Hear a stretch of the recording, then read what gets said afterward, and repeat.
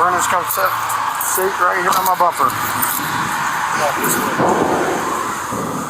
Set a seat right there on the bumper for me. He slapped the cuffs on, ran the search, felt untouchable. He had no idea he'd just made the biggest mistake of his career. This officer pulled a man over, decided the rules didn't apply to him today, and conducted an illegal search. No consent, no warrant, no problem. Or so he thought. But the man standing there in plain clothes, he wasn't just some citizen. He was the elected sheriff of the entire county, this cop's own boss, the highest-ranking law enforcement officer in the whole region, and he just got illegally handcuffed by one of his own deputies. What happened next? Stay, because this officer's world was about to completely collapse. August 14th, 2:47 in the afternoon. Millbrook County, rural Southwest. Population 9,200, one sheriff's department, 14 deputies, and one man who thought the badge in his hand made him untouchable. The cameras were rolling. They're always rolling. Above the law. His name was Raymond Caldwell, 53 years old. To anyone in Millbrook County, Raymond was a familiar face. He owned a modest cattle operation 15 miles outside of town, paid his taxes on time, coached youth baseball for 11 years straight.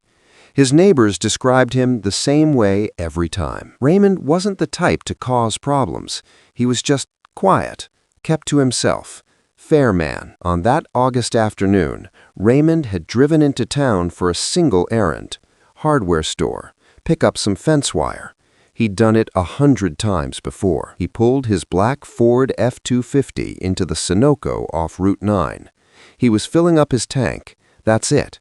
That's all he was doing. But someone was watching. Deputy Marcus Teller had been with the Millbrook County Sheriff's Department for 6 years. On paper, he had a decent record. No major disciplinary actions, a commendation from 2019 for a drug bust that made the local paper. But behind closed doors, inside the department, the story was different. 3 informal complaints, dismissed. 2 use-of-force incidents, both ruled within policy. And a pattern, quiet, documented, of stopping certain vehicles on certain roads, mostly at Sunoco, off Route 9. That afternoon, Deputy Teller was parked 200 yards east of the gas station. His dash cam was on. His in-car audio was recording. He would later claim he didn't know that. He did know. What he didn't know, what he couldn't possibly have prepared for, was who was standing on the other side of that pump. At 2:51 p.m., Deputy Teller's cruiser rolls into the gas station. No lights, no siren, no radio call. Next wide angle. Deputy's vehicle pulls up close. Too close. Raymond notices the patrol car. He nods. Continues pumping. The deputy steps out. What happens next would be captured from 4 separate angles: the gas station's exterior CCTV, the deputy's own dash cam, a body cam that Teller had been told to activate since the start of every shift. It was not activated. That detail matters. Teller approaches Raymond directly. No greeting, no explanation. He tells Raymond to step away from the vehicle. Raymond asks why. Teller tells him again, "Sir, I'm going to need you to step to the back of the vehicle and keep your hands where I can see them." "Is there a problem, deputy?" "I'm asking the questions. Step to the back, now." Raymond complies, slowly, calmly. He has done nothing wrong. He knows he has done nothing wrong. But he also knows, out here, in Millbrook County, on a county road, that sometimes that doesn't matter. What Deputy Teller said next crossed a line, a very clear, very legal line. Teller tells Raymond he has reason to believe there may be contraband in the truck. Raymond asks to see a warrant. Teller says he doesn't need one. He was wrong about that. In the United States, a warrantless vehicle search requires one of a narrow set of conditions: probable cause, consent, plain view, or exigent circumstances. Deputy Teller had none of them. What he had was assumption. What he had was habit.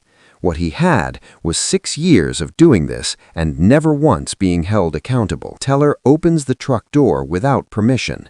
Raymond steps forward, voice raised. "You do not have permission to search my vehicle. Sir, I am ordering you to stay back. Under what authority? On what grounds?" Teller turns. In one motion, he reaches for his cuffs. Deputy Teller cuffed Raymond Caldwell at 2:54 p.m.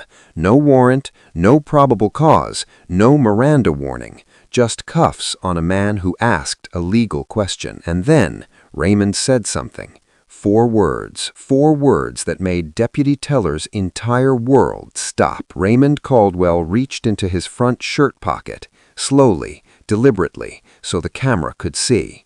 He produced a wallet, flipped it open, and held it up. CCTV freeze frame, zoom on wallet, badge, gold, official seal of Millbrook County. "I'm Raymond Caldwell. I'm the elected sheriff of this county." Let that sink in. The man in handcuffs, standing in a gas station parking lot, was not just any civilian.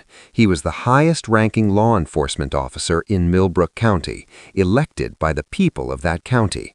Teller's direct superior. His boss. Not his supervisor, not his captain. His boss. Long silence on dashcam recording. Wind. A truck passing on Route 9. "I didn't recognize. I know you didn't." But here's what made this moment different from a simple mistake of identity. Raymond Caldwell wasn't surprised. Not a little bit. Because Raymond Caldwell hadn't driven to that gas station by accident. 3 weeks ago, the Millbrook County Sheriff's Department had received 2 formal complaints, both from black men, both stopped at the same gas station, both searched without consent on Route 9. No contraband found, no citations issued. Both men let go without explanation. Raymond had read those complaints personally. He'd pulled Teller's patrol logs. He'd cross-referenced the timestamps with the dashcam archives. The pattern was undeniable. On August 12th, 2 days before the stop, Raymond Caldwell made a call to the state attorney general's office. He also contacted an independent investigative oversight board. He told them he was going to document this himself, in plain clothes, in his personal vehicle, with no backup. He would be the evidence. The gas station owner, who himself had filed one of the original complaints, had agreed to ensure every camera was operational, time-stamped, and backed up to cloud storage before Raymond arrived. Nothing was left to chance. He called me 2 days before. He said, "Make sure those cameras are good." I said, "Sheriff, are you sure about this?" He said, "I need to know what's happening in my county." What Teller didn't know, what 3 other witnesses were present that afternoon, and one of them had been recording on a cell phone from the moment the cruiser pulled in. Raymond did not raise his voice, not once. With his hands still cuffed behind him, he looked at Teller and spoke slowly. "Remove these cuffs, and then I need you to stand right there, because we're going to have a conversation." CCTV. Teller uncuffs Raymond. His movements are stiff, mechanical, a man realizing the walls are closing. Within 11 minutes, 2 additional county deputies arrived, called by Raymond from his personal cell phone. They were told only that there was an incident at the Sunoco on Route 9. They were not told who was involved. CCTV. 2 cruisers pull in.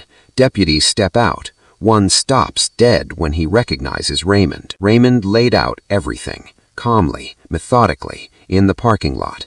The 2 prior complaints, the patrol log patterns, the warrantless searches, the deactivated body cam, and what had just happened to him personally in front of 4 cameras and 3 civilian witnesses. CCTV. Teller said only one thing during Raymond's account. He said, "I didn't know who you were." Raymond paused. Then he said something that would later be quoted in the state investigative report. "I didn't know who you were." That's exactly the problem, Marcus. You did this because you didn't know who I was.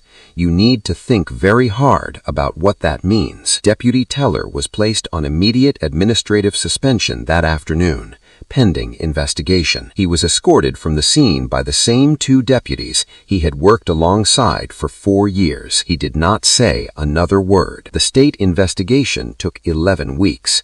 The findings were thorough. Deputy Teller had conducted at least 18 warrantless or questionable vehicle stops over a 14-month period. All 18 subjects were men of color. None resulted in charges. 2 resulted in informal warnings for minor infractions unrelated to the initial stop. In every single case, Teller had deactivated or forgotten his body cam. His dash cam, which he did not control, told a very different story. But here's the part of this story that will stay with you. When investigators pulled the full departmental records, going back beyond Teller, they found something no one had expected. 3 supervisors above Teller, over a span of 9 years, had reviewed similar complaints, informal grievances, verbal reports.